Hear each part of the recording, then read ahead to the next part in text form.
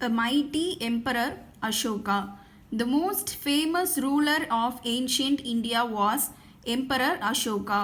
It was during his period that Buddhism spread to different parts of Asia. So, Emperor Ashoka is the most famous ruler of ancient India. So, during his period, Buddhism has spread to different parts of Asia.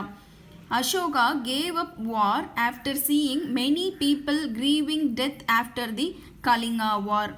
He embraced Buddhism and then devoted his life to spread the message of peace and dharma. So he gave up war after seeing many people dying in the Kalinga War. So Kalinga Warல நிறைய பேர் இறந்ததுக்கு பார்த்ததுக்கு அப்புறமா அவர் இனிமே வார் அதாவது போர் பண்ணக்கூடாது அப்படின்ற ஒரு இதுக்கு வந்துட்டாரு. He embraced Buddhism and then devoted his life to spread the message of peace and dharma. So he spreaded Buddhism and also he devoted his life to spread the message of peace and dharma means அமைதியையும் தர்மத்தையும் நிலைநாட்டுறதுக்காக அவரோட லைஃபையே அவர் வந்து அதுக்காக அர்ப்பணிக்க ஆரம்பிச்சாரு. His service for the cause of public good was exemplary. He was the first ruler to give up war after victory.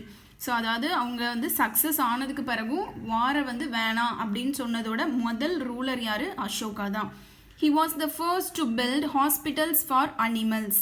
He was the first to lay roads. Ashoka Chakra with 24 spokes in our national flag was taken from the Sarnath pillar of Ashoka. So our national flag has 24 spokes, no? In the chakra. Okay so அது வந்து நம்ம Sarnath pillar of Ashoka அங்கேருந்து தான் நம்ம அந்த 24 spokes வந்து நம்ம national ஃப்ளாகில் வந்திருக்கு. Even though emperor Ashoka was great, his greatness had been unknown until 19th century. So till 19th century nobody know about this great emperor Ashoka. The material evidence provided by William Jones, James Prinsep and Alexander Cunningham revealed the greatness of Emperor Ashoka. So these three peoples revealed the material evidence of this Emperor Ashoka. Based on these accounts, Charles Allen wrote a book titled The Search for the India's Lost Emperor, which provide a comprehensive account of Ashoka. Many researchers made thereafter brought Ashoka's glorious rule to light. These inscriptions were observed on the rocks Sanchi Stupa and Sarnath Pillar and help to understand the greatness of Ashoka to the world. So after the evidence which is given by these three people, so based on this Charles Allen wrote a book. The title of the book is India's Last Emperor. அப்படினு ஒரு book யார் எழுதியிருக்கா? Charles Allen, which is provided a comprehensive account of Ashoka. So அதில் வந்து அசோகாவை பற்றி நிறைய விஷயம் எழுதியிருக்காங்க. ஸோ அதுக்கப்புறம் தான் அசோகாவை பற்றி வெளியில் தெரிய ஆரம்பிச்சிருக்கு. These inscriptions were observed on the rocks. So இதெல்லாம் வந்து நிறைய ராக்ஸில் வந்து இந்த இன்ஸ்கிரிப்ஷன்ஸ்லாம் இருக்குது. Sanchi stupa and Sarnath pillar help. So this is Sanchi stupa and this is Sarnath pillar.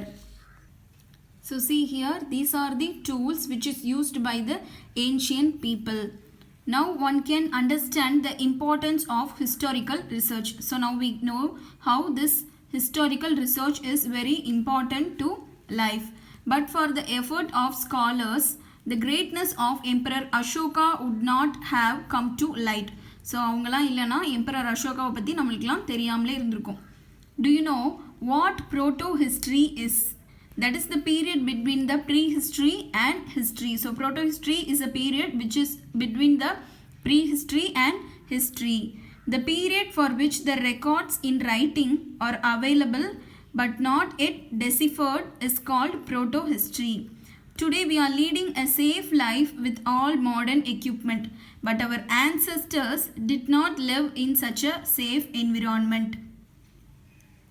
So now we are leading a safe life with the modern equipment, right? But our ancestors na முன்னோர்கள், அதாவது நமக்கு முன்னாடி வாழ்ந்தவங்க. But our ancestors did not live in such a safe environment. So அவங்க வந்து அவங்கள நிறைய wild animals கிட்ட இருந்து அவங்கள சேஃப் கார்ட் பண்ணிக்கிற நிலைமையில தான் அவங்க இருந்தாங்க. அதனால தான் அவங்க கேவ்ஸில் தான் வாழ்ந்தாங்க இல்லையா? There might have been chances of wild animals entering their caves. See here. So அவங்க வந்து காட்டில் தான் வாழ்ந்தாங்க. அப்போ வைல்ட் அனிமல்ஸ்லாம் அங்கே வரும் தானே. ஸோ அந்த மாதிரியான சான்சஸ்லாம் அங்கே இருந்துச்சு. But they realised that dogs could help them to prevent the entry of such dangerous animals by its sniffing skill. Okay, so dogs வந்து அவங்களுக்கு ஹெல்ப் பண்ண முடியும் அப்படின்னு அவங்க நினச்சாங்க. எப்படி ஹெல்ப் பண்ண முடியும்? ஸ்னிஃபிங் ஸ்கில்னால் அவங்களோட மோப்ப சக்தி, நாய்க்கு மோப்ப சக்தி இருக்கும் இல்லையா, ஸோ அதை வச்சு டேஞ்சரஸ் அனிமல்ஸ் கிட்ட இருந்து அவங்கள ப்ரிவெண்ட் பண்ணிக்கிறதுக்கு டாக் வந்து அவங்களுக்கு ஹெல்ப் பண்ணுது. Hence, they started domesticating dogs for their protection and hunting activities. So, they started domesticating dogs for their protection and hunting activities. So, dogs வந்து அவங்களோட ப்ரொடெக்ஷனுக்காகவும் ஹண்டிங் ஆக்டிவிட்டீஸ்னால் வேட்டையாடுவாங்கல்ல, வேட்டையாடினா தான் அவங்களுக்கு சாப்பாடு கிடைக்கும். ஸோ ஓல்டு பீப்புள்ஸ் வந்து வேட்டையாட போகிறதுக்கும் அந்த டாக்ஸை வந்து அவங்க யூஸ் பண்ணிக்கிறாங்க. So from this we also know how inscriptions, monuments, copper plates, accounts of foreigners or foreign travelers and folk tales play a vital role in constructing and reconstructing history. So இதிலிருந்து நம்மளுக்கு என்ன தெரியுது? Inscription அப்படின்னா கல்வெட்டில் வந்து நிறைய வரைஞ்சி வச்சுருப்பாங்க இல்லையா, நிறைய வரைஞ்சி எழுதி அப்படிலாம் வச்சுருப்பாங்க. நம்ம மகாபலிபுரம்லாம் போனோன்னா நம்மளால் அதெல்லாம் பார்க்க முடியும். ஸோ அதெல்லாம் தான் இன்ஸ்கிரிப்ஷன்ஸ். அதிலலாம் ஓல்டன் பீப்புள்ஸ் எப்படி வாழ்ந்தாங்க அப்படின்றத பற்றி அதில் எழுதியிருப்பாங்க. ஓகேயா, மான்யூமெண்ட்ஸ், காப்பர் பிளேட்ஸ், ஸோ அதெல்லாம் வந்து ஏற்கனவே வாழ்ந்திருப்பாங்கல்ல, அவங்கள பற்றின ஸ்டாச்சு இல்லை அதை ஞாபகமாக இருக்கிற ஏதாவது ஒரு பில்டிங் அந்த மாதிரியாக இருக்கலாம். ஓகே, ஸோ இதெல்லாம் வச்சு தான் நம்மளுக்கு வந்து ஹிஸ்ட்ரி அப்படின்றது எப்படி உருவாச்சு அப்படின்னு நம்ம தெரிஞ்சுக்கிறோம்.